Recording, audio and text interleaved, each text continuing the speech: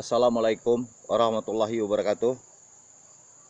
Pak Presiden Jokowi yang terhormat, pertama-tama izinkan saya menyampaikan doa untuk Bapak. Semoga Bapak dalam keadaan dalam lindungan Allah Subhanahu wa taala. Baiklah Pak, saya Iksanuddin, warga negara Indonesia dari Provinsi Bengkulu, dan saya berdomisili di Kabupaten Bengkulu Selatan. Belakangan ini saya melihat ada di media sosial kaitan pernyataan Bapak mengatakan bahwa barang siapa yang korupsi dalam keadaan bencana maka akan dipenjara seumur hidup. Oke Pak, kaitan dengan pemberitaan itu, saya sebagai warga negara Indonesia tertarik dengan pernyataan Bapak itu. Karena saya melihat kebetulan di Kabupaten Bengkulu Selatan ini itu dapat dicurigai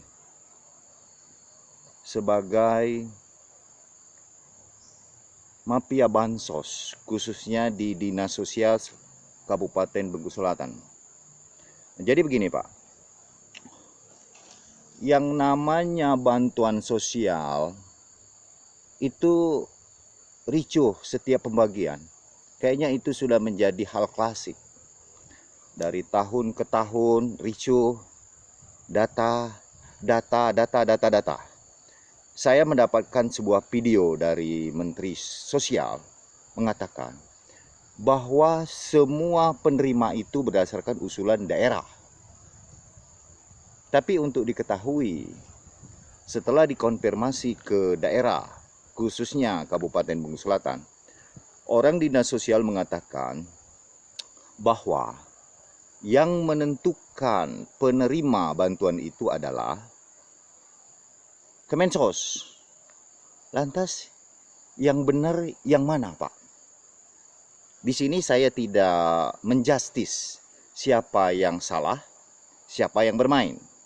Tapi untuk kali ini saya tertarik dengan pernyataan Pak Jokowi yang mengatakan akan menghukum seumur hidup kalau ada orang korupsi di suasana bencana.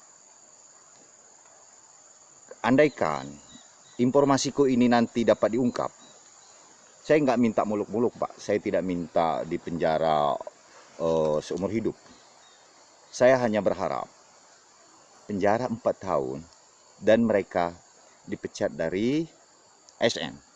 Cukup, jangan terlalu berat hukuman, jangan terlalu berat. Jadi, sedikit saya cerita. Kemensos mengatakan kesannya gitu ya, yang salah itu orang daerah.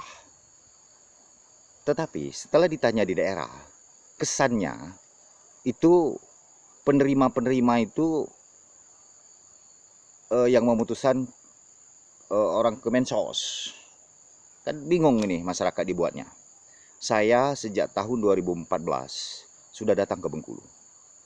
Dan saya mempelajari segala macam tindak tanduk yang ada di Provinsi Bengkulu ini.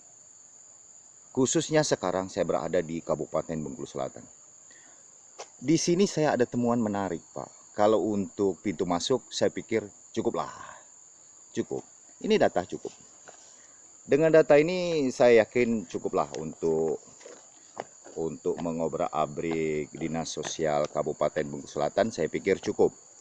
Nah, tinggal sekarang kaitan dengan pernyataan Pak Jokowi itu yang mengatakan kalau ada bencana, kalau dalam keadaan posisi bencana, barang siapa yang korupsi akan dihukum seumur hidup. Saya nggak minta seumur hidup. Pecat dari PNS, orang-orang yang terlibat itu penjara 4 tahun. Dan kita masukkan lagi nanti ke YouTube, biar yang korupsi itu kapok. Nah, jadi pertanyaannya, Loh, kalau Anda punya data, kenapa Anda tidak melapor langsung ke penegak hukum? Ini kan unik, Pak. Nah, sekali ini sengaja saya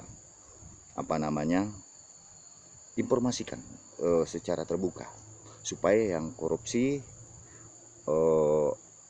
agak down lah, ada tekanan sedikit lah supaya agak berkurang. Kalau saya lapor orang terpenjara, itu udah biasa itu, dan efek jerahnya kurang.